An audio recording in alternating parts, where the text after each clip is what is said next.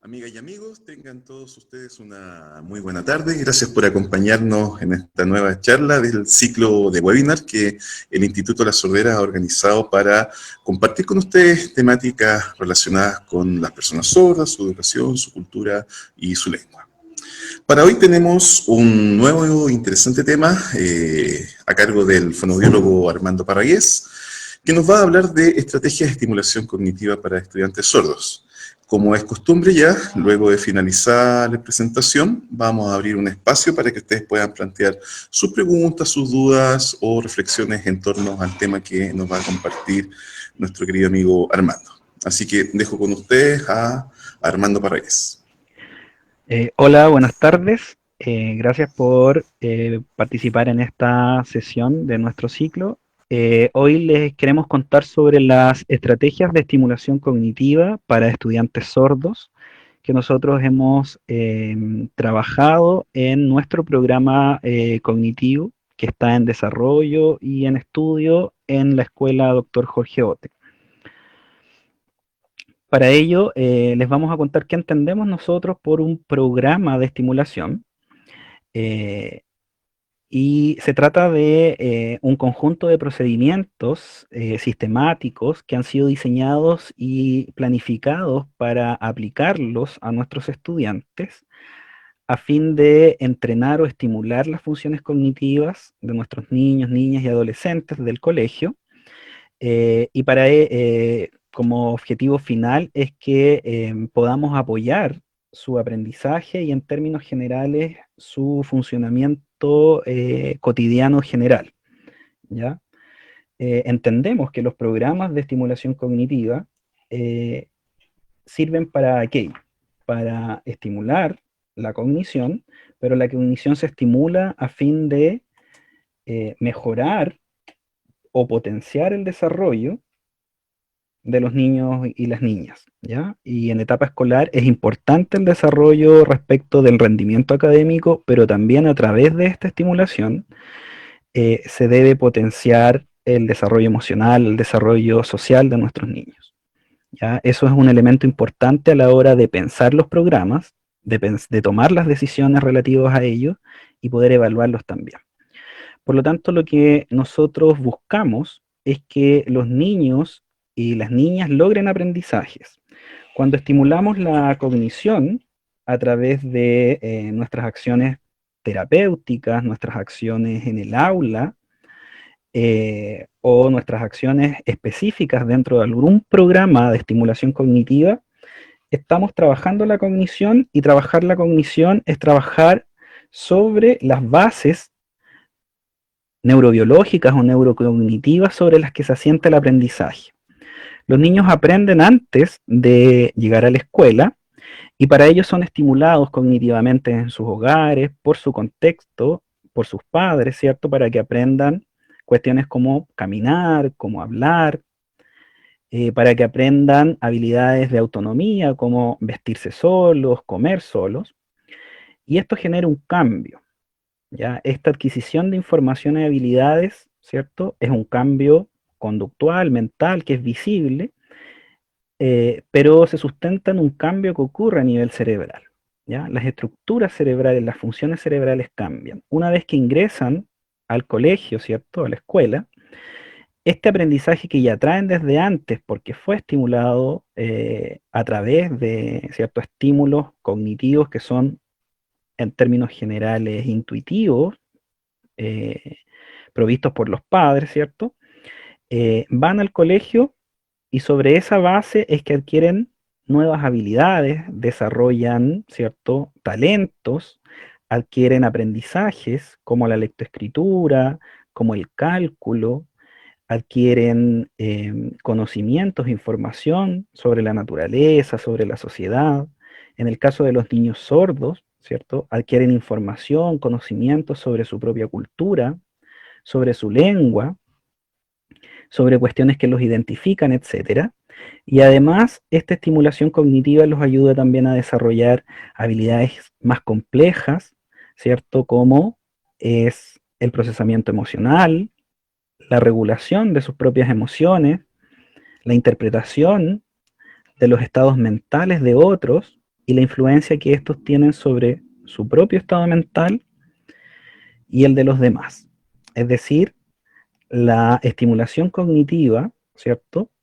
El aprendizaje y el funcionamiento están dentro de una misma, digamos, cadena de eventos que tenemos que tener en cuenta cuando diseñamos o cuando planteamos estimulación cognitiva a través de un programa como el que nosotros llevamos a cabo en el colegio.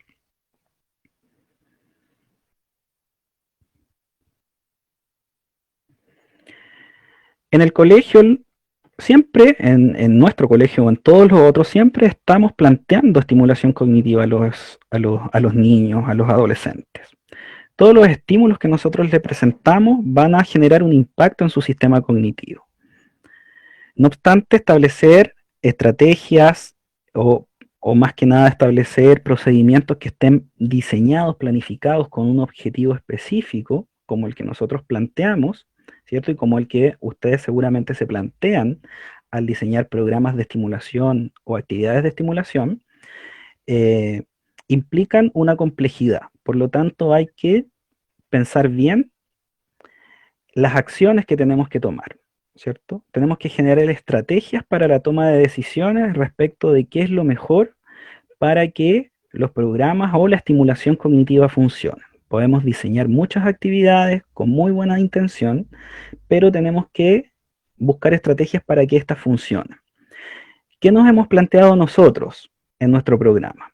Y que queremos compartirlo con ustedes y va a ser la base sobre la cual vamos a conversar. Como estrategia nosotros nos hemos planteado el conocer las bases neurobiológicas del aprendizaje a través de la revisión, de la formación, ¿cierto? De evidencias y de investigaciones al respecto, en términos generales y también algunas especificaciones que pudieran haber en relación a nuestra población objetivo. Tenemos que manejar también elementos fundamentales relativos al entrenamiento cognitivo, ¿ya? Hay mucho sobre cómo entrenar o cómo estimular la cognición de los niños, ¿cierto? Es una etapa que es muy productiva en el entrenamiento cognitivo. No obstante, no todo debe ser juzgado o debe ser seleccionado con igual criterio. Tenemos que conocer qué es lo que sirve, qué es lo que no sirve, o más que nada tener algunos criterios de selección para las actividades, para las técnicas que utilizamos. Vamos a conversar de eso. Y también tenemos que saber cómo evaluar nuestros propios procedimientos en este ámbito. Tenemos que tener claridad sobre qué tipo de programa queremos aplicar. Si vamos a aplicar un programa, a lo mejor extracurricular, que entrene funciones cognitivas, ¿cierto? O vamos a aplicar un programa que apoye el currículum escolar mediante estrategias, mediante técnicas que vayan enfocadas a optimizar el rendimiento cognitivo de los estudiantes. Y obviamente tener en cuenta cómo evaluar y cómo sistematizar esto. Y lo que había dicho anteriormente es que tenemos que tener consideraciones relativas a la población objetivo. En nuestro caso, son sordos signantes, muchos de ellos además están en un contexto de, a lo mejor de mayor riesgo o vulnerabilidad social por temas socioeconómicos, ¿ya? Entonces, tenemos que tener claro toda esta información para poder sentarnos y diseñar y tomar decisiones respecto de nuestro programa de trabajo. Esto es lo que hemos hecho nosotros y lo que además aconsejamos si es que les interesa también hacer estimulación cognitiva. Dijimos que las bases neurobiológicas del aprendizaje son importantes. Anteriormente hicimos una charla en relación a esto. Los invito a revisarla si es que necesitan mayor información o a escribirnos. Pero vamos a resumir en un concepto muy importante dentro de las bases neurobiológicas del aprendizaje, que es la neuroplasticidad, ¿ya? Que es esta capacidad del sistema nervioso de poder modificar su estructura y su función en relación a la estimulación que provee el medio ambiente y sus características biológicas que vienen en la información genética de nuestra especie y también algunas variaciones individuales. Es importante tener en cuenta el concepto de maduración cerebral, que está principalmente determinada por esta información genética. Aquí hay un ejemplo respecto de la maduración cerebral relacionada con la corteza, perdón, relacionada con la mielinización. Acá, esta imagen nos habla de cómo se mielinizan, perdón, las vías de sustancia blanca, ¿cierto? Para que se haga más efectiva la conexión entre las distintas regiones cerebrales. Esto provee una ventana de maduración que va hasta más de los 20 años, ¿cierto? Con lo cual hay un espacio de plasticidad relacionada con la maduración y los estímulos del ambiente que es importante tener en cuenta, ¿ya? La corteza prefrontal, que vamos a retomarlo en un rato más, es muy importante en relación a la maduración cerebral. También la influencia ambiental, ¿cierto? Ejerce su acción mediante un mecanismo de neuroplasticidad que son las sinapsis, es decir, la capacidad de establecer conexión entre las neuronas, ¿cierto? Del sistema nervioso central. El establecer las conexiones y además enriquecerlas es trascendental en el aprendizaje, ¿ya? El aprendizaje, en términos generales, entonces, se basa en la neuroplasticidad, ya que desde el punto de vista neurobiológico, neurocognitivo, este corresponde a un cambio relativamente permanente en la estructura y la función cerebral. Cuando nosotros entrenamos el funcionamiento cognitivo, cuando nosotros enseñamos, ¿cierto?, a los estudiantes, que ya sabemos que para ciertos efectos es lo mismo, estamos entregando, ¿cierto?, información que va de alguna manera a cambiar el cerebro del niño, ojalá de manera permanente y por supuesto de manera positiva, ¿cierto?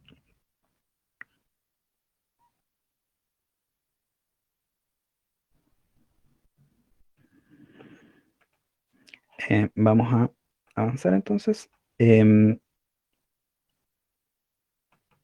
Acá. Dentro del mismo tópico de principios o bases del aprendizaje a nivel cerebral, es importante tener en cuenta que hay ciertos requisitos de los cuales nos ha hablado la evidencia en relación a la relación entre el cerebro y el aprendizaje.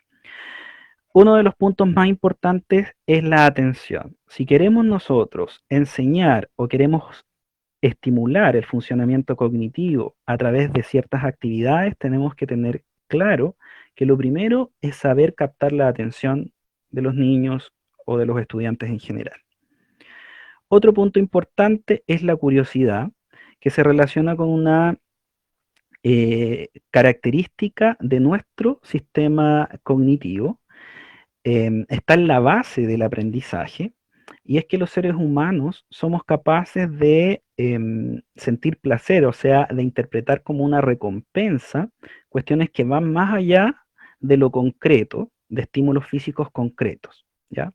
Nosotros sentimos placer y interpretamos como recompensas positivas, por ejemplo, el placer de que nos provee la alimentación, la satisfacción de nuestras necesidades biológicas básicas, ¿cierto? La reproducción, pero también sentimos placer en el momento en que recibimos información nueva que haya atraído nuestra curiosidad, ¿ya? Entonces, sobre esa base es que podemos adquirir y buscamos información nueva. Los niños también lo hacen.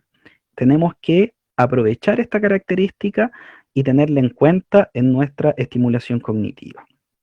El compromiso activo también es importante para mantener esta capacidad de curiosidad activa, que el niño sienta que está permanentemente siendo desafiado y mantenga la curiosidad y con ello la atención. También es importante la consolidación de la información, que se refiere a que la información que ingresa al sistema cognitivo, que genera este cambio del que hemos hablado, ¿cierto?, se vuelva permanente, que las estructuras cerebrales que sustentan el desarrollo de nuevas habilidades o el manejo de información nueva, ¿cierto?, queden permanentemente como una estructura, ¿cierto?, del cerebro que ha cambiado, ¿ya? Y sobre esa base se pueden ir incrementando los cambios, ¿cierto? O agregando nuevos cambios. Dentro de nuestro programa o en cualquier programa de estimulación cognitiva, hay que tener un modelo de clasificación de funciones que nos va a ayudar a poder diseñar de una manera más óptima nuestras actividades, poder entender que una actividad a lo mejor estimula una o más de una función, ¿ya? Clásicamente o comúnmente podemos ver que las funciones ejecutivas, que todos sabemos que son procesos mentales que nos van a llevar o nos van a permitir desarrollar cualquier tarea, ¿cierto? Que tienen una base, un sustento cerebral, ¿cierto? Son la atención, la memoria, el lenguaje, nocias, praxias, funciones ejecutivas, ¿cierto? Nos van a permitir, como decíamos, llevar a cabo cualquier tarea. Ahí en el dibujito entonces están los niños jugando, algunos están socializando, algunos están resolviendo un problema dentro del juego, ¿cierto? Etcétera, ¿ya? Vamos a entonces a utilizar el funcionamiento ejecutivo para el funcionamiento cognitivo para distintas tareas. Y eso es lo que tenemos que estimular. Dentro de las funciones cognitivas, las funciones ejecutivas ocupan un rol muy importante es importante poder hablar de ellas, ya que luego vamos a retomar el concepto y además, en general, es uno de los puntos en que en la literatura se encuentra mayor diferenciación respecto del desarrollo en los sordos y oyentes, ¿ya? Esto tiene cierta lógica que va más allá de la condición de hipoacusia que presentan los sordos y se relaciona más que nada con el contexto o la provisión de estimulación que reciben algunos sordos versus otros, ¿ya? De hecho, tienen mejor o un desarrollo de funciones ejecutivas casi idéntico a los oyentes, aquellos sordos que han sido proveídos de comunicación visogestual desde más temprano, ¿ya?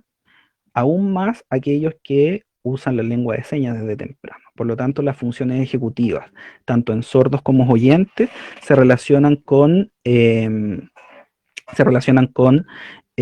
desarrollo de funciones cognitivas generales, ¿ya? Las funciones ejecutivas son aquellas que dirigen, orientan y coordinan la actividad cognitiva general, son centrales para las tareas que requieren esfuerzo y control cognitivo, con lo cual las tareas de aprendizaje y las tareas que vamos a plantear dentro de nuestros programas cognitivos van a exigir la utilización de funciones ejecutivas permanentemente y están procesadas por la corteza prefrontal, que es la que está marcada o destacada en este dibujo, y como pueden ver, la corteza prefrontal tiene gran conexión con distintas regiones del cerebro, incluidas regiones mediales y más caudales del cerebro, que se relacionan con el procesamiento de las emociones, de la motivación, ¿cierto?, de la actividad voluntaria, y también con el procesamiento de la información metabólica de las necesidades, digamos, vitales. Por ejemplo, el hambre, si el niño tiene frío, si el niño está nervioso, está asustado, si está estresado, etc. O sea, la corteza prefrontal es una gran integradora de información, ¿ya? E incluye lo que es el control inhibitorio, ¿cierto? La capacidad de dominar las conductas automáticas, la memoria de trabajo, la flexibilidad cognitiva y la planificación, que son un grupo de procesos, ¿cierto? Que están a la base de las tareas más complejas cognitivas, ¿ya? Dentro de estos requisitos principales para plantear actividades de aprendizaje y por lo tanto actividades cognitivas está la atención. ¿Qué es lo que tenemos que lograr nosotros para que los niños estén atentos a nuestras actividades cognitivas? A través de este modelo de funcionamiento atencional podemos graficarlo. El niño tiene que estar alerta, es decir, tiene que saber cuándo prestar atención, ¿cierto? Obviamente tiene que estar vigil. La red de la red de alerta dentro de los mecanismos atencionales es como un interruptor que prende el sistema cognitivo y además indica a través de la motivación o de señales que ya son conocidas cuando el niño tiene que prestar atención. Entonces, este sistema se prende entonces cuando el niño a lo mejor sabe que va a venir la tía o el tío que hace actividades de funcionamiento cognitivo. Si logramos eso, si logramos que el niño esté atento, ¿cierto? Y esté motivado a cuando nosotros vamos a plantear actividades, ¿cierto? Hemos logrado algo. Luego de eso, la otra red atencional, que es la red de orientación atencional, que está marcada en celeste, ahí pueden ver las regiones del cerebro que se relacionan con esta red, ¿cierto? Va a ayudar al niño a que aquellos estímulos, ¿cierto? A los que va a prestar atención, ¿cierto? Porque ya está alerta, ¿sí? Pero ahora vas a prestar atención a ciertos estímulos que son relevantes para esta tarea, sean amplificados. ¿Ya? Los sistemas sensoriales, ¿cierto? Van a amplificar la representación mental de estos estímulos. Esas sinapsis que se van a formar, ¿cierto? Durante la presentación de nuevos estímulos van a ser potentes, ¿ya? Porque el niño está atento. Y el control ejecutivo, ¿cierto? Que como ustedes pueden ver está representado por regiones más frontales, ¿cierto? Va a ayudar al niño a procesar la información, ¿cierto? Seleccionar dentro de esos estímulos aquellos que son más relevantes en un momento u otro, va a ayudar al niño a controlar sus mecanismos atencionales, va a ayudar al niño a poder llevar a cabo la tarea cognitiva compleja, va a controlar el sistema completo. Si logramos entonces que el niño esté alerta, oriente su atención al objetivo que le planteamos y que sea capaz de controlar su comportamiento durante nuestras actividades, habremos logrado mucho, ¿ya? La atención también es importante por otro motivo. La atención es muy importante porque está a la base de esta característica humana que es la capacidad que tenemos de enseñar. Nosotros somos capaces, y esto viene en nuestro acervo genético de la especie, de modificar ciertas conductas para transmitir conocimiento. Y aquel que aprende, ¿cierto? Va a captar estas conductas, ¿cierto? Y va a estar entonces dispuesto, su sistema cerebral, ¿cierto? Cognitivo va a estar dispuesto a recibir el conocimiento, recibir la instrucción para poder aprender. Está a la base de esta comunicación entre quien enseña y quien aprende la atención compartida. Si somos capaces de orientar la atención a los niños, ¿cierto? Y poder llevarla hacia los estímulos que le presentamos, también hemos logrado, ¿cierto? Algo muy importante dentro de las actividades cognitivas. Por más que sea muy pensado, lo que hacemos muy complejo, si el niño no nos atiende, no capta, ¿cierto? Que queremos enseñarle, no vamos a tener resultados, ¿ya? Este esquema general entonces nos habla de lo que tenemos que lograr en un programa cognitivo o en el planteamiento de actividades cognitivas. Tenemos que hacer que nuestros estímulos generen alerta en los niños, es decir, que estén preparados, que se anticipen a que viene una actividad placentera relacionada con una actividad cognitiva, ¿cierto? La actividad es placentera, el sistema de alerta está encendida y el niño va a estar esperando aquellos estímulos que nosotros le vamos a plantear. No tenemos que decepcionarlos, claro. Entonces, y eso es un desafío. Luego, esto provee información necesaria para que se active la red de orientación.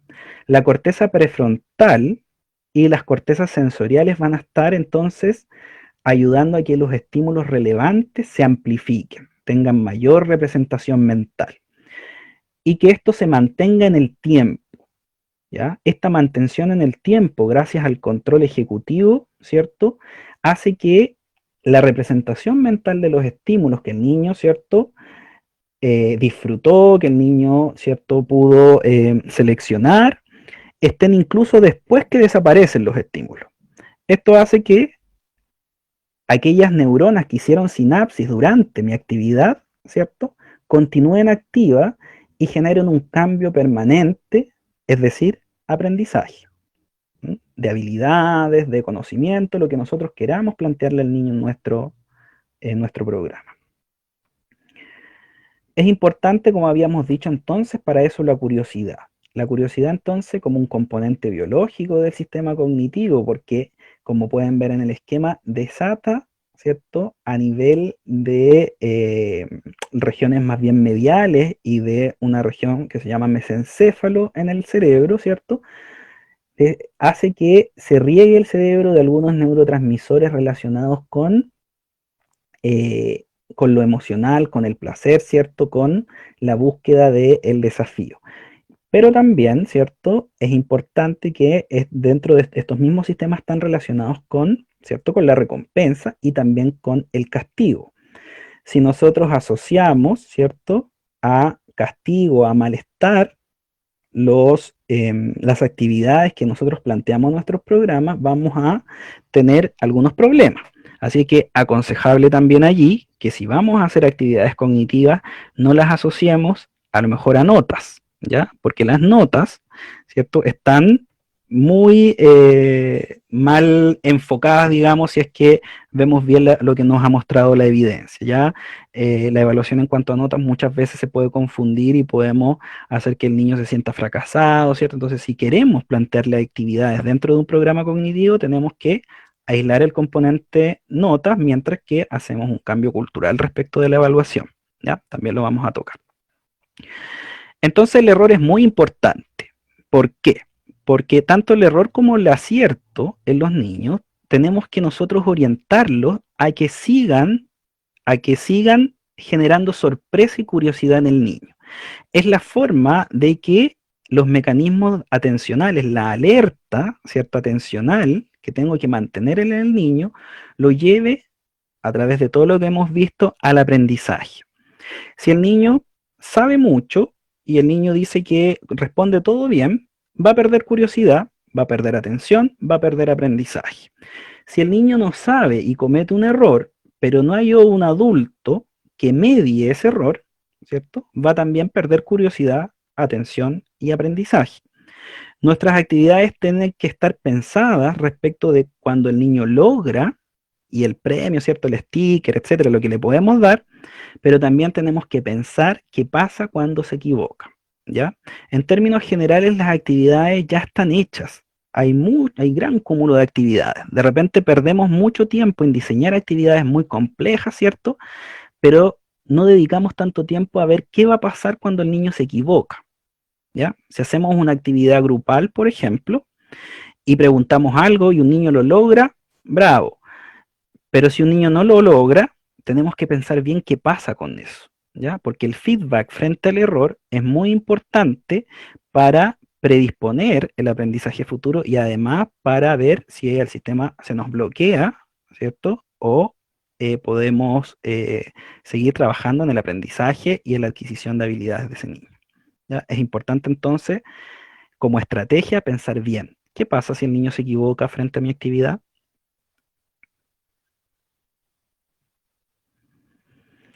Dentro de los programas de estimulación siempre es importante tener en cuenta, y así nos dice la evidencia, que hay que alternar entre periodos de evaluación y de instrucción, ¿ya?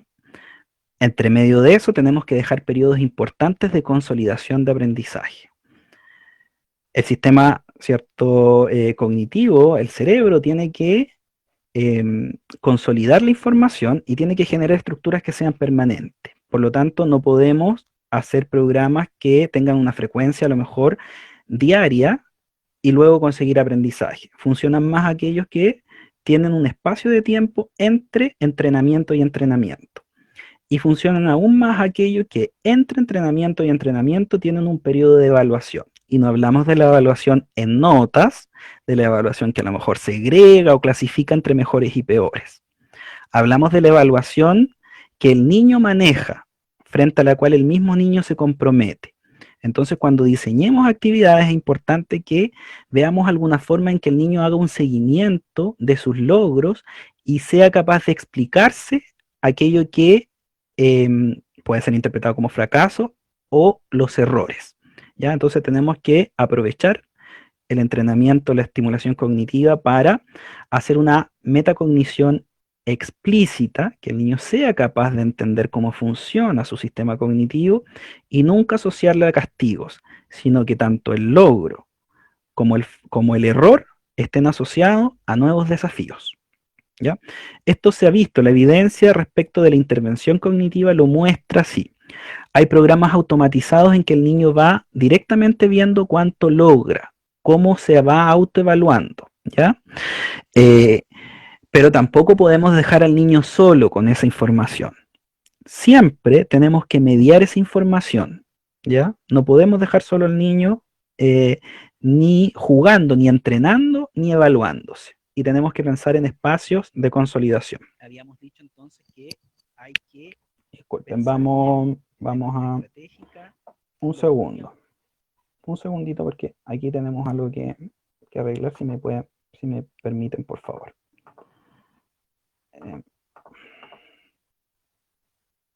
Vamos a sacar acá. Acá. Ya. Ahora continuamos, Maca. Disculpa que se había activado una información. Bueno, entonces, dentro de los tiempos hay que ver periodos de consolidación.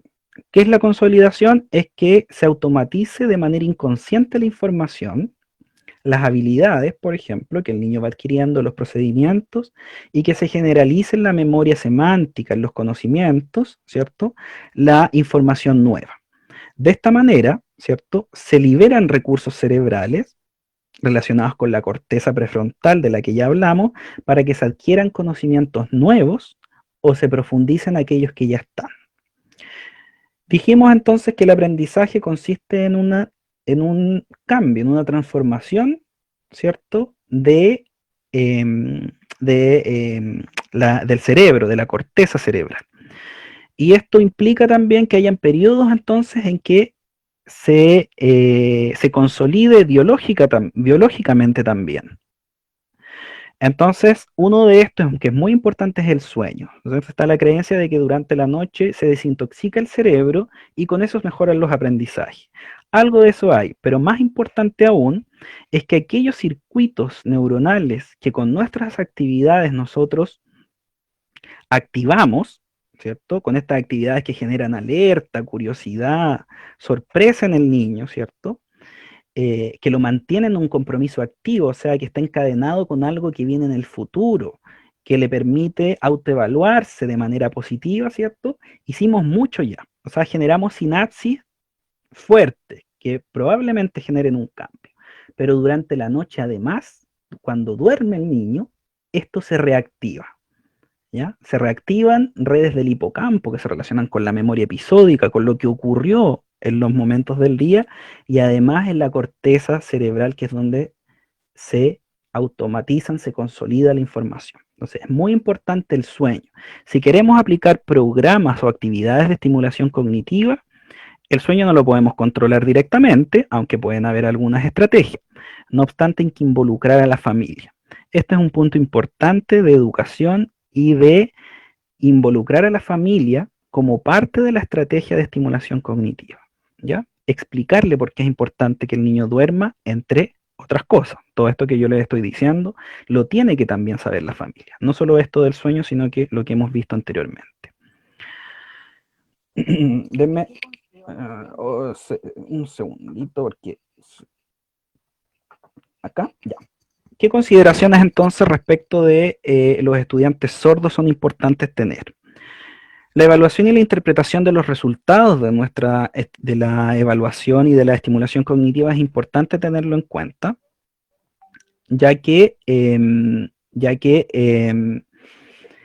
el caso de los sordos tenemos que contar con herramientas que realmente nos den indicios de su funcionamiento cognitivo. Muchas de ellas se ven afectadas por la modalidad del lenguaje porque no están diseñadas para la comunicación en lengua de señas. Entonces tenemos que tener en cuenta eso. Las diferencias en el perfil cognitivo asociados al procesamiento visual y paralelo, que es predominante en sordos, versus el procesamiento auditivo y secuencial, que es predominante en oyentes, y la mayoría de las actividades de estimulación cognitiva que probablemente integremos en nuestros programas van a estar diseñadas para oyentes.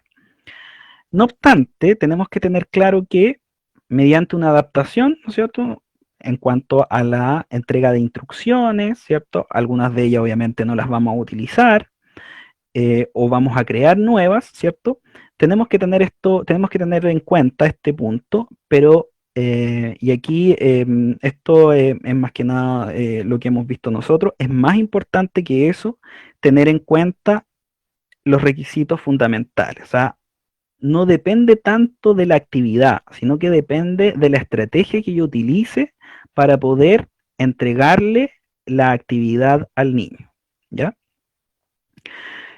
No obstante, tenemos que tener claro que hay algunas diferencias que no las tenemos tan claras porque las investigaciones en sordos todavía falta mucho para saber realmente cosas que sean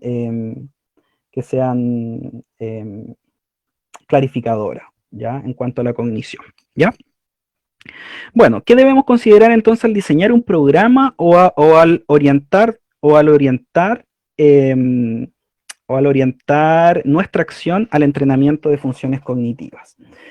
Tenemos que tener en cuenta varias cosas. Voy a mostrarle algunas de ellas. ¿Me dan un segundo, por favor? Que tengo un problemita ahí. Entonces, ¿qué debemos entonces tener en cuenta?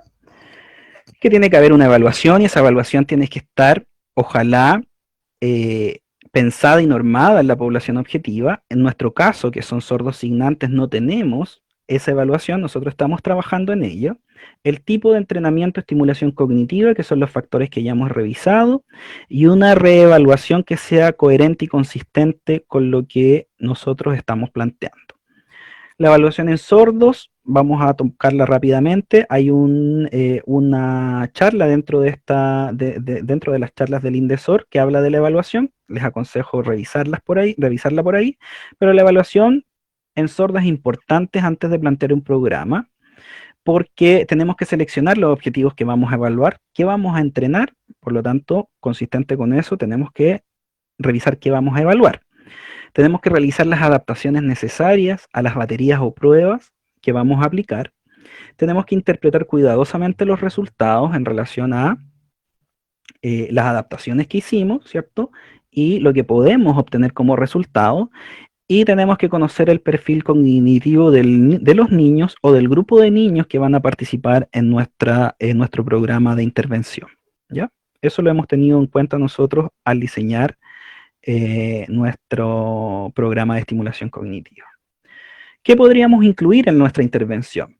Hay algunas ideas, hay mucho, y ustedes sabrán que hay muchas ideas respecto de cómo entrenar el sistema cognitivo de los estudiantes, cómo potenciarlo, ¿cierto? Cómo estimular la cognición de estudiantes.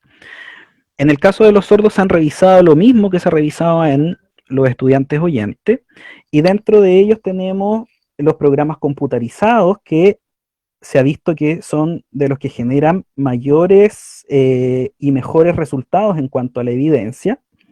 Los videojuegos también han sido importantes en la estimulación cognitiva.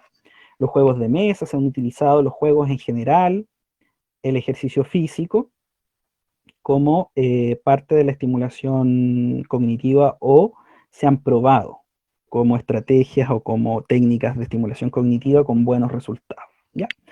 Pero tenemos que pensar que no todos los programas computarizados, no todos los juegos de video, ni los juegos de mesa, ni cualquier ejercicio da buenos resultados. Tenemos que tener algunos criterios para poder ver cuáles usar o en cuáles basarnos. Si los resultados son buenos, ¿cierto? Tienen que estar probados en población que sea compatible con la población objetivo que nosotros queremos aplicar el programa. Por ejemplo, durante mucho tiempo se ha dicho que el ejercicio físico sirve para fortalecer o para mejorar la cognición, ¿cierto? Y eso en principio se ha aplicado en las escuelas, ¿ya? Pero al principio esta evidencia fue obtenida de estudios con adultos, ¿ya? Mejora la cognición, por ejemplo, en adultos mayores o en adultos, ¿Podríamos generalizar directamente esto a niños? No. Se han ido viendo actualmente otros programas o otro tipo de ejercicio que sí ayuda a la cognición en niños, ¿ya?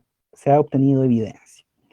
Pero ¿cuál es la particularidad? Es que no es cualquier ejercicio, sino aquellos que respetan estos requisitos de estimulación cognitiva, o sea, ejercicios físicos que comprometan, ¿cierto?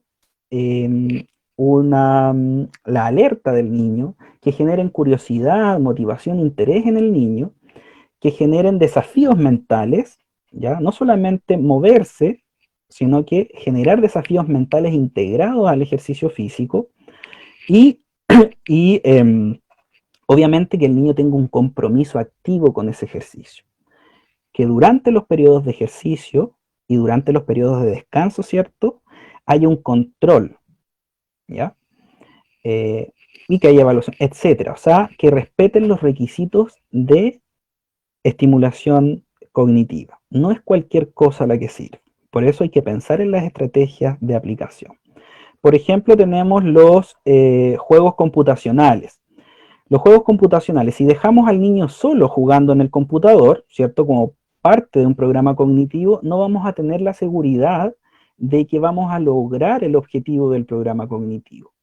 El niño, a los niños en términos generales les gustan los juegos de video. Por lo tanto, tenemos una gran ventaja en su utilización. No obstante, tenemos que tomar en cuenta los otros objetivos, ¿ya? Que haya entonces un compromiso activo. Como al niño los niños les gusta tanto los juegos, ¿cierto? También corremos el riesgo de que se genere cierta adicción. Por lo tanto, es bueno usar programas computacionales y juegos de video, pero también es bueno controlar que no sea lo único, ¿ya? Porque, como hemos dicho, como hay una gran motivación y provocan gran placer, ¿cierto? No necesariamente eso va a apuntar a los objetivos de un programa de intervención cognitiva. Tenemos que ver que el niño además haga una evaluación de su rendimiento, haga una metacognición. Cuando pierde, no solo se frustra y abandona el juego, sino que ese error que el niño cometió se use para un nuevo desafío, ¿ya? Entonces, tenemos que controlar. Usemos juegos, usemos las actividades computacionales que están disponibles, pero más importante es la estrategia con la que nosotros se la planteamos. Lo mismo en los juegos de mesa. Por ejemplo, acá tenemos niños jugando solo juegos de mesa. Entonces, mi programa de estimulación cognitiva puede ser hacer grupos y que jueguen durante una hora al ajedrez, al dominó. Pero, ¿eso se relaciona con mis objetivos? Necesariamente, como hemos dicho, la enseñanza es importante para estimular la cognición.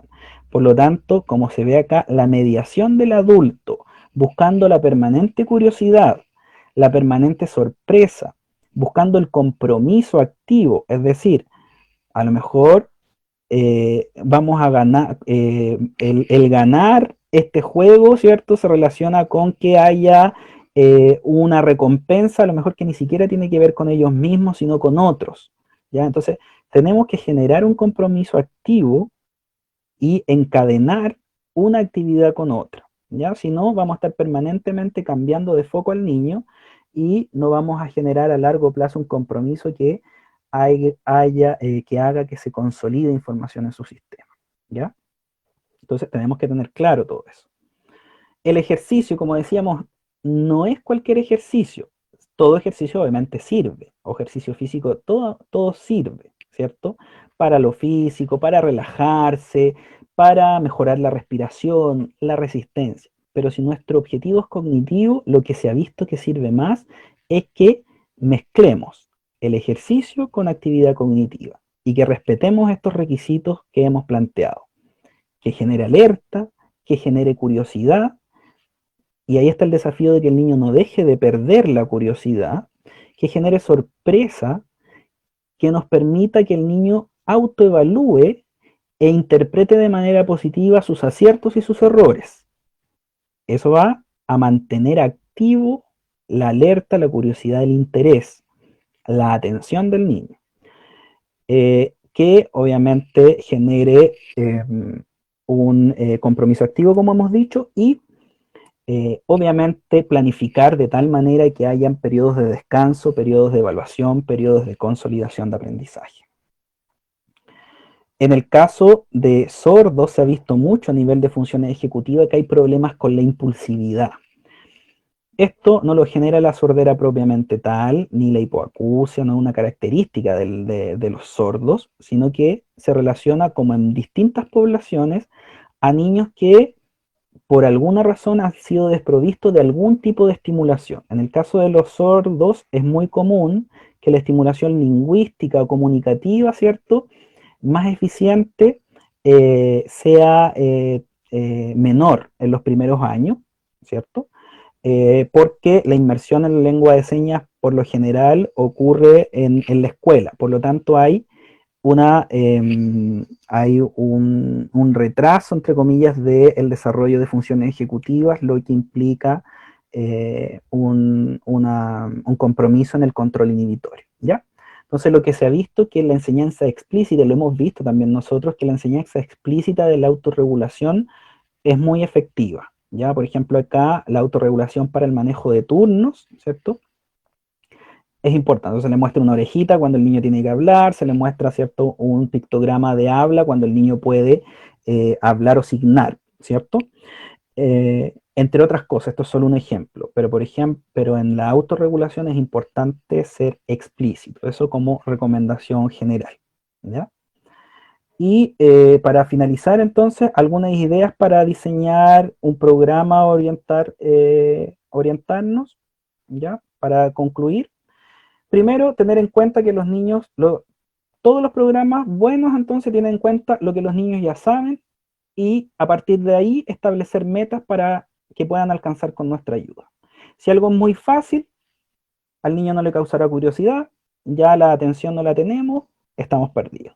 Si algo es muy difícil, el niño lo va a evitar, no tenemos la atención, ¿cierto? Estamos un poco perdidos. Entonces tenemos que ver qué es lo que es adecuado para nuestra población objetivo. La frecuencia en que se presentan las actividades, ¿cierto? Ya lo dijimos, periodos de instrucción, entrenamiento, evaluación y periodos de consolidación. Nuestras actividades deben generar motivación y compromiso, y ahí tenemos que ingeniarnos con eso porque los niños comprometidos están siempre motivados, siempre curiosos y siempre con ganas de tener más desafíos. Por lo tanto, tenemos que enmarcarnos en eso. Que los niños sean capaces de hacer reflexión sobre sus acciones, y esto nos va a llevar a una nueva también conciencia y cultura sobre la evaluación, ¿ya? Incorporar la metacognición en nuestros programas, pero en la escuela en general, ¿ya? Entonces ahí es importante trabajar con los profesores, no solo con esto, sino que en todo tipo de programas. ¿Y qué nos debemos preguntar en relación a los programas de estimulación al evaluarnos? Al evaluarlos, ¿los resultados de evaluación se transfieren a las actividades cotidianas significativas? Yo puedo hacer actividades, por ejemplo, en papel, ¿cierto? Está bien, ¿cierto? En que el niño tenga que encontrar, ¿cierto?, una X dentro de distintas letras. Y puedo hacer que al final de mi programa el niño encuentre muchas más X que al principio. ¿Basta eso para decir que mi programa funcionó? Nosotros creemos que no, porque cuando estimulo funciones cognitivas, no lo estoy haciendo para que el niño memorice más palabras al final de mi programa, o para que el niño, ¿cierto?, sea capaz de detectar más estímulos frente a distractores. Lo que estoy haciendo es que le estoy dando herramientas para que pueda manejarse mejor en la vida, en su rendimiento académico, en sus habilidades de desarrollo social y emocional. De partida, si aplico un programa cognitivo en la escuela, tiene que mejorar el rendimiento, ¿cierto? O sea, tiene que transferirse a aspectos que no traté directamente. Eso es un buen indicador. Entonces, cuando ustedes busquen también, ¿cierto?, ¿qué programas sirven? Sirve la gimnasia cerebral, por ejemplo, sirve el programa herramientas o tools en inglés. Busquemos eso para saber si realmente nos basamos en eso o no. ¿Cómo se combinan las actividades beneficiosas para el desarrollo cognitivo? Si sé que el ejercicio sirve, si sé que los videojuegos sirven, ¿cómo los combino en mi programa? Si sé que si solo uso videojuegos, probablemente el niño, ¿cierto?, genere una tendencia a solo querer trabajar con videojuegos. Entonces tengo que tener claro que tengo que combinarlos y ojalá a lo mejor hacer un ejercicio físico combinado con actividades cognitivas. Eso está probado que es mucho mejor.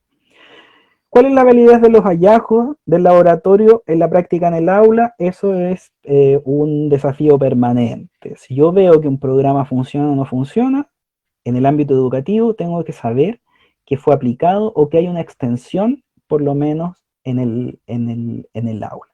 O a lo mejor no lo sé, pero genero una instancia en que aplico esto en el aula. Obviamente sin hacer perder el tiempo ni al niño, ni perder recursos que son importantes dentro del ámbito educativo. Pero tenemos que probar que esto funcione en la educación, porque los niños no pueden perder tiempo y nosotros tampoco podemos perder tiempo. Como conclusiones entonces, los programas de intervención cognitiva son complejos, por lo tanto, parte importante de ello es cómo generamos la estrategia para su diseño y su aplicación. Tenemos que invertir tiempo y recursos en eso, ¿ya? La investigación sobre la neurociencia, la educación y la cognición infantil se encuentran siempre en la base de la toma de nuestras decisiones. Los programas de intervención darían una oportunidad para la educación de toda la comunidad educativa. Entonces es importante y nosotros aconsejamos que si plantean un programa de intervención cognitiva, también este incluya a profesores principalmente, que son los protagonistas de esto, y a la familia, ¿cierto?, de los niños y a toda la comunidad educativa. Es una instancia que nos permite educar también. Los programas de intervención deben ser evaluados permanentemente en relación a las ganancias que estos proveen al estudiante, ¿ya? O sea, más allá de que yo encuentre buenas mis actividades, los profesores encuentren buenas las actividades que planteamos, ¿cierto? Los papás les gustan, el niño está entusiasmado, pero tenemos que ingeniárnosla para que los resultados sean concretos y ojalá compartir esta información con el resto porque necesitamos eh, conocimientos al respecto. La investigación educativa es una buena herramienta para evaluar los programas de intervención cognitiva y estos a su vez promueven su integración en la cultura de las comunidades. Si nosotros planteamos un programa de estimulación, tenemos que sistematizarlo y evaluarlo y eso tiene que ser de manera transdisciplinaria, incluyendo en esta investigación dentro de nuestro contexto educativo a profesores, en el caso de nuestras escuelas de sordo a profesores sordos, a los mismos estudiantes, para que podamos evaluar y hacer una cultura de investigación también educativa. Esa es la bibliografía que utilizamos, que la podemos compartir. Le agradezco mucho su atención y en un rato entonces nos juntamos para poder responder preguntas que puedan tener o hacer algún tipo de reflexión con ustedes. Muchas gracias.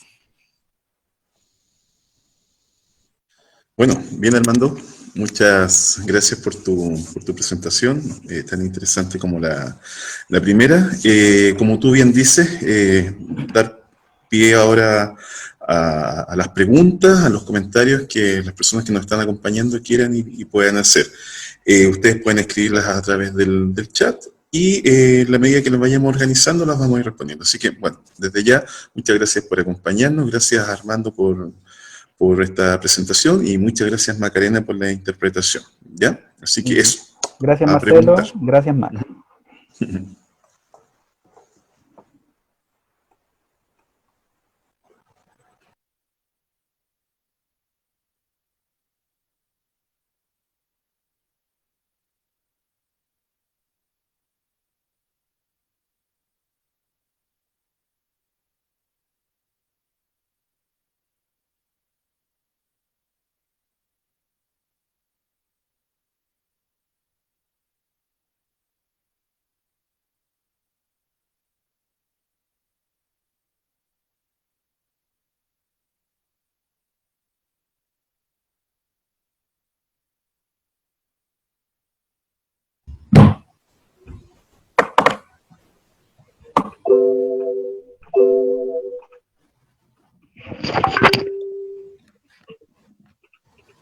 Educación, porque los niños no pueden perder tiempo y nosotros tampoco podemos perder tiempo.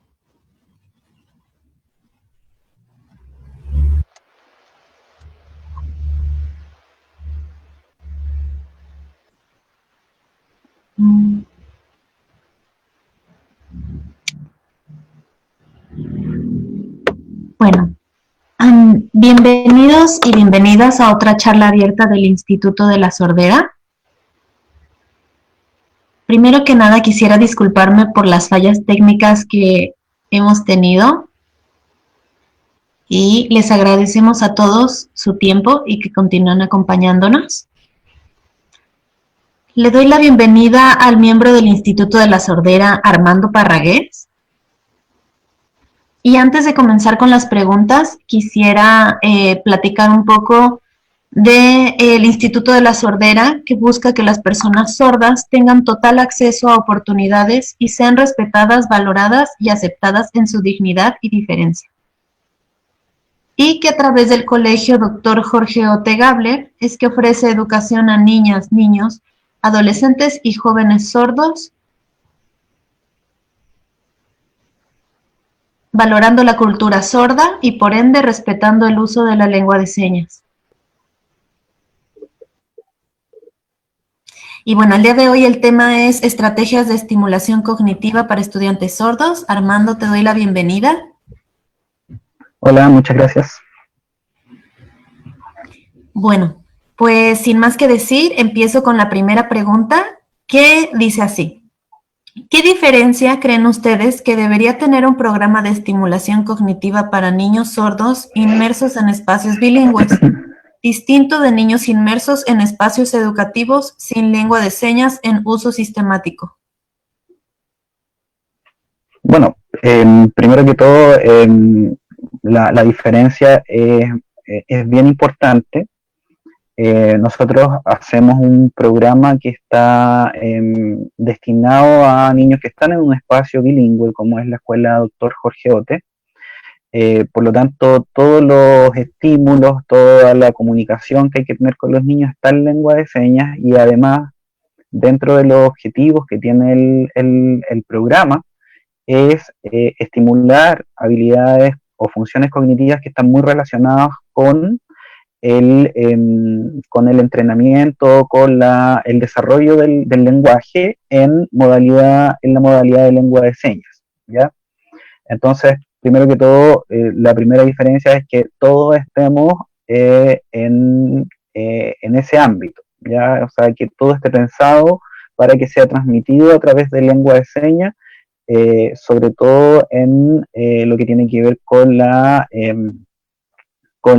presentación de instrucciones, con la metacognición, con que haya mucho de desarrollo del lenguaje. Y bueno, además, los niños que están inmersos en un ambiente bilingüe, cuya lengua principal, ¿cierto?, es la lengua de señas y su segunda lengua es el español escrito, tienen que ser evaluados también con instrumentos que se adecúen a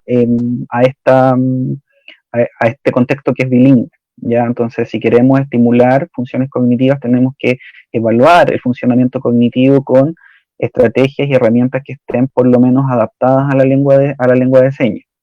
En el caso de niños en que no es sistemático el uso de lengua de señas, porque además están en un contexto de que, como en la pregunta se indica, no es sistemático, por ejemplo, en un programa de integración, es importante que si el niño maneja o tiene un nivel de desarrollo de lengua de señas, que eso continúe, y en los programas tienen que considerarlo. Ya eso es lo que nosotros pensamos, o sea, tienen que considerar el desarrollo de la lengua de señas, pero en un contexto en que también esto sea inclusivo, ¿ya? Entonces los programas de estimulación cognitiva van a propender a que el niño desarrolle la lengua de señas, pero que también el contexto en el que éste se encuentre también lo haga, o por lo menos lo promueva, ¿ya? Sería importante a lo mejor que se consideren sesiones del programa cognitivo en lengua de señas, de manera que se desarrollen o se estimulen habilidades cognitivas en todos los niños de la sala, por ejemplo, en un programa de integración, y a la vez se enriquezca la lengua de señas. Eso solamente en cuanto a lengua de señas, pero también hay que tener en cuenta que los niños necesitan, además del funcionamiento del lenguaje, también, como están en un contexto en que no es sistemática la lengua de señas, también están en una desventaja cognitiva, Así es que es importante que en todas las intervenciones que hayan, tanto pedagógicas, fonoaudiológicas, psicológicas, se tome en cuenta que el niño puede o está en riesgo de ir teniendo una desventaja a nivel cognitivo por la falta de estimulación. ¿Ya? Entonces, la principal diferencia es que en los ambientes que son bilingües, donde la lengua principal es la lengua de señas, esté todo en coherencia con aquello y para el desarrollo de la lengua oral, pero también está la parte cognitiva de modo general en aquellos niños que también pueden desarrollar estrategias de comunicación oral, por ejemplo, como también ocurre en el Instituto de la Sordera, y en los contextos en que no es bilingüe toda la comunidad, ¿cierto? Aprovechar estos programas también, aprovechar las instancias de estimulación para poder promover la lengua de señas. Si es que hay niños que no la han desarrollado completamente y además estar pendiente de la estimulación cognitiva de otros ámbitos, ¿ya?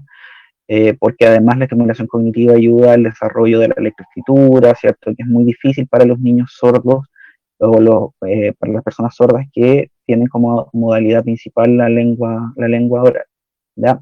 Eso a modo general.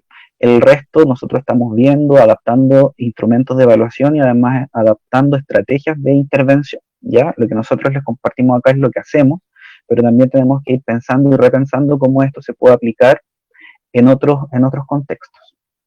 Eso. Muchas gracias, Armando. Le recuerdo a las personas que nos ven que pueden poner sus preguntas en el chat para que podamos responderlas. Mientras tanto, seguimos con esta pregunta que dice, ¿podrías profundizar la relación entre el desarrollo lingüístico de niños y niñas sordas y los procesos cognitivos implicados en el aprendizaje?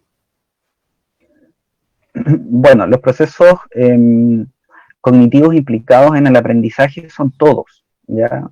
O sea, un niño para aprender, como mencionaba en la grabación, en la charla, el funcionamiento cognitivo es para aprender. O sea, esa es la idea, para aprender y también para adaptarse y resolver, actuar resolviendo problemas, adaptándose al medio, etc. O sea, todos los procesos cognitivos se relacionan con el aprendizaje. Ahora, ¿de qué manera estos procesos cognitivos se relacionan con la lengua, con el lenguaje o con la lengua? De varias maneras. Principalmente lo que se ha visto es que el desarrollo de funciones ejecutivas, de control inhibitorio, de memoria de trabajo, ¿cierto? Están bien correlacionadas con el desarrollo del lenguaje, ¿ya? Y esto tanto en lengua oral como en lengua de señas. Esto es independiente entonces de la modalidad. Un niño con un buen desarrollo de funcionamiento de funciones ejecutivas es capaz de controlar conductas, de tener capacidad de resolución de problemas, de memoria de trabajo. En general tiene un buen desarrollo del lenguaje y al revés. Ya, o sea, estas dos funciones han mostrado que se desarrollan en términos generales juntas, ¿ya? Un buen desarrollo de funciones ejecutivas predice un buen desarrollo lingüístico y al revés, ¿ya? Es una de las principales funciones que hay que estimular o por lo menos concentrarse en un buen desarrollo temprano para un buen desarrollo o una facilitación en el desarrollo del lenguaje, ¿ya? Ahora hay que también tener en cuenta que las funciones ejecutivas tienen una amplia ventana de desarrollo, por lo tanto la estimulación es importante durante todo el proceso de desarrollo, como decíamos en la charla, están fundamentadas en la corteza prefrontal, ¿cierto? Por lo tanto, es una corteza que es más bien plástica durante un buen periodo de la vida. ¿Ya? Entonces, esto nos ayuda a desarrollar distintos aprendizajes. Los niños que, por ejemplo, empiezan su inmersión en lengua de señas más bien tardíamente, por ejemplo, cuando recién ingresan al colegio, a los 5, a los 6 años, aprenden rápidamente lengua de señas. En términos generales, podríamos decir que por dos razones. Uno, por la gran capacidad de reorganización de las cortezas, entre comillas, destinadas a la modalidad oral del lenguaje, y además por la capacidad de, a nivel ejecutivo, de poder buscar estrategias o generalizar los aprendizajes, consolidar los aprendizajes. Por lo tanto, es importante que a la par del desarrollo de lengua de señas, pudiéramos a lo mejor ir entrenando el funcionamiento cognitivo que le va a ayudar al niño a incrementar la memoria de trabajo necesaria para el desarrollo del lenguaje, sobre todo en etapas que son más tardías, digamos, entre comillas, porque sabemos la gran diversidad que hay en cuanto al desarrollo del lenguaje en la modalidad de lengua de señas. ¿Ya? Entonces, es un buen soporte, son buenos soportes las funciones ejecutivas para poder desarrollar aprendizaje y lengua de señas, ¿ya? Y además también nos sirve para saber si los programas de intervención son buenos o no, ¿ya? Si nosotros hacemos una buena intervención en funciones ejecutivas, una buena estimulación, debiéramos obtener como resultado por lo menos un buen resultado a nivel de aprendizaje de la lengua de señas y obviamente de rendimiento escolar. Otro punto importante en el aprendizaje y en la lengua de señas, sobre todo, más que en la lengua de señas, perdón, en la L2, en la lengua escrita, para las personas sordas, se ha visto que es el desarrollo de la memoria de largo plazo, del desarrollo de conocimiento sobre el mundo, ¿ya? Puesto que para el desarrollo de la segunda lengua no tienen esta herramienta de la conexión con la fonología, los sordos, ¿ya? Porque la fonología de lengua de señas es completamente distinta a la fonología del español escrito. Como no hay este apoyo, se ha visto que hay una buena, digamos, una relación importante en cuanto al desarrollo de conocimientos de memoria, ¿ya? De memoria visual, pero también de memoria semántica. Es decir, entre el niño más sabe, más contenidos tiene, es más fácil entonces para ellos poder ir haciendo un acceso al vocabulario, a las palabras que ellos ven escritas, porque no hay apoyo en la representación fonológica de las palabras. Entonces, es importante también el desarrollo de la memoria visual, pero también de la memoria semántica en general. Eso, en términos generales. Muchas gracias, Armando. Voy a continuar con la siguiente pregunta. Nos escriben aquí que felicitaciones. Muchas gracias por acompañarnos. Y dice, considerando la diversidad que existe entre los y las estudiantes en el aula, ¿es positivo diversificar estrategias para la enseñanza con estudiantes sordos? Bueno, en términos generales se ha visto esto más allá del término de intervención cognitiva propiamente tal, ¿cierto? Que la diversificación del aprendizaje es positiva no solamente para los estudiantes sordos que están dentro del aula, sino que para todos. Pero, ¿qué significa diversificarla? Significa no solamente que el niño tenga un acceso a la información por distintas vías, sino que además que el material, ¿cierto?, también sea diversificado, que las evaluaciones también sean diversificadas, de manera que el acceso, ¿cierto?, sea importante, sea inclusivo, digamos, que no haya barreras al acceso de la información ni al acceso de la demostración de los aprendizajes, ¿ya? Ahora, desde el punto de vista más bien como cognitivo, neurocognitivo, lo importante es que en esta diversificación estemos siempre pendientes de la relación que hay entre el cerebro, el desarrollo cognitivo y el aprendizaje.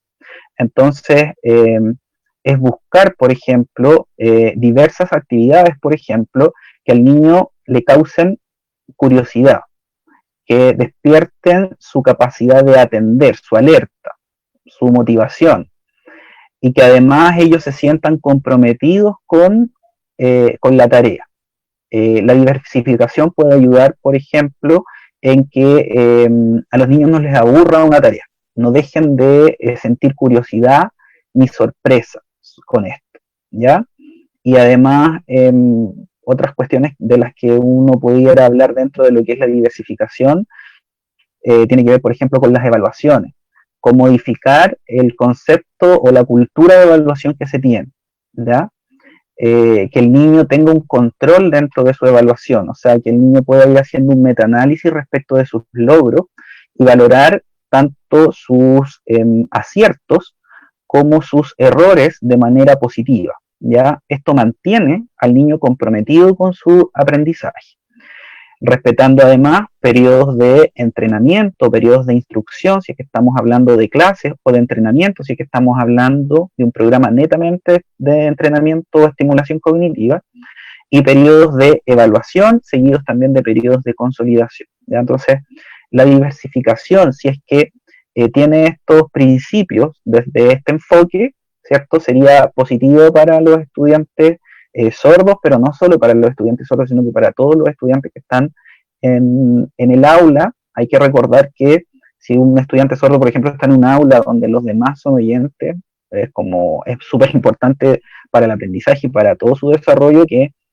no se sienta siempre como único y especial, sino que se sienta también incluido. Por lo tanto, este principio es re importante de que hay un estudiante sordo en el aula, ¿cierto? Que lo respetamos y todo, y enriquece también el aula, ¿ya?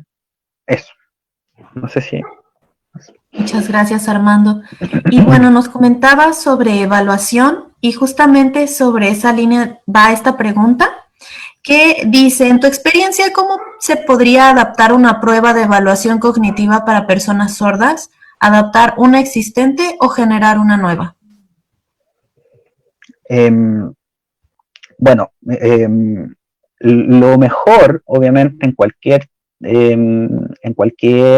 ámbito de evaluación cognitiva, siempre es que las pruebas estén diseñadas, ¿cierto?, creadas para la población a la cual se va a aplicar, de tal manera que cuando uno evalúa, ¿cierto?, con una prueba determinada, está seguro que los resultados están normados en una población objetiva, por lo tanto yo puedo utilizar esos resultados y hacer una interpretación confiable y válida para la población en la que yo voy a trabajar, en este caso sordos bilingües, o sea, que utilizan lengua de señas, ¿cierto?, y español escrito, para su comunicación y para su desarrollo lingüístico. Eso es lo ideal, ya que uno parta desde esa base y viendo, por lo tanto, cubriendo toda la diversidad que hay dentro del mundo sordo, ¿ya? Que sabemos que es muy amplia.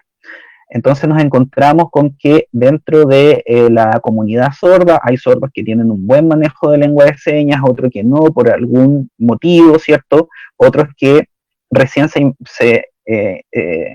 tienen una inversión tardía en la lengua de señas, algunos incluso adultos, algunos que se comunican con lengua de señas, pero también usan estrategias orales o lectura labiofacial, etc. O sea, es un mundo muy complejo. No obstante, hay que resolver ese tema, ¿ya?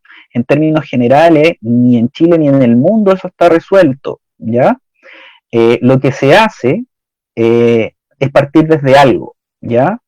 Por ejemplo, en Chile lo que se hace en términos generales es que se evalúan haciendo adaptaciones locales de pruebas, es decir, por ejemplo, en un programa de integración, porque el Ministerio de Educación exige, por ejemplo, que para que, o por lo menos hasta cuando yo trabajaba un par de años atrás en integración o en escuelas especiales, exige que los estudiantes sordos tengan una evaluación intelectual, ¿ya? Entonces, cada psicólogo de cada escuela hace una adaptación tratando de que el niño pueda, ¿cierto?, entender las instrucciones y que esos resultados luego sean válidos para emitir un diagnóstico o una aproximación diagnóstica. Esas son adaptaciones locales, ¿cierto?, que es una forma de resolverlo, ¿ya? Pero me imagino que todos entendemos que eso es problemático, ¿ya? Porque primero no hay un estándar con el cual comparar, no es el objetivo comparar unos con otros, pero sí, cognitivamente uno tiene que tener ciertos estándar para comparar cómo es el desarrollo cognitivo a nivel intersujeto, ¿ya? Eso no está, ¿ya? En general se resuelve localmente. Nosotros estamos haciendo actualmente una investigación en que estamos adaptando una materia, ¿ya? A lengua de señas, ¿ya? Esto es un paso, si bien no resuelve todo, pero es un paso para la comunidad sorda, para que tengamos datos concretos adaptados a ello. Pero la batería está pensada en oyentes, por lo tanto en modalidad oral de comunicación. Entonces el primer paso es hacer una adaptación y luego obviamente ojalá en algún momento crear una batería que se base en la modalidad, ¿cierto? Viso-manual o viso-gestual de lenguaje, ¿ya? Lo recomendable es lo que se recomienda a nivel mundial, que es que la prueba, ¿cierto? Como nosotros evaluamos, sea desde algo que sea extraído y sea creado para la comunidad, específicamente.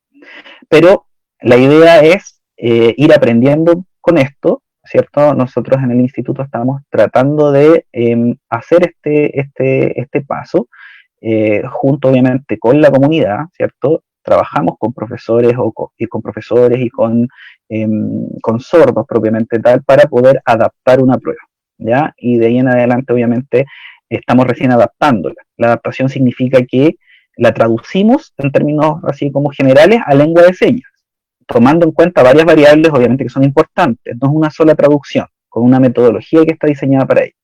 Pero luego de eso habría que estandarizarlo, estandarizarlo y habría que normarlo, o sea, tendríamos que tener datos para darle mayor validez a esta prueba. Y luego, obviamente, a lo mejor modificarla entera, de manera que quede una prueba que está hecha directamente para los sordos.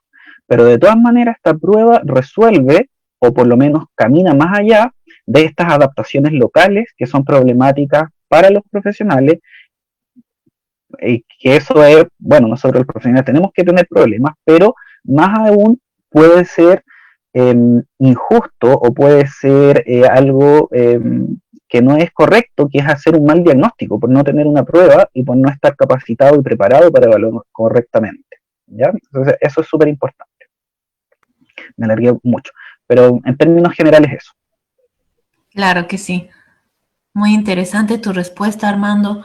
Desgraciadamente el tiempo se nos está terminando. No sé si gustes agregar algo antes de cerrar.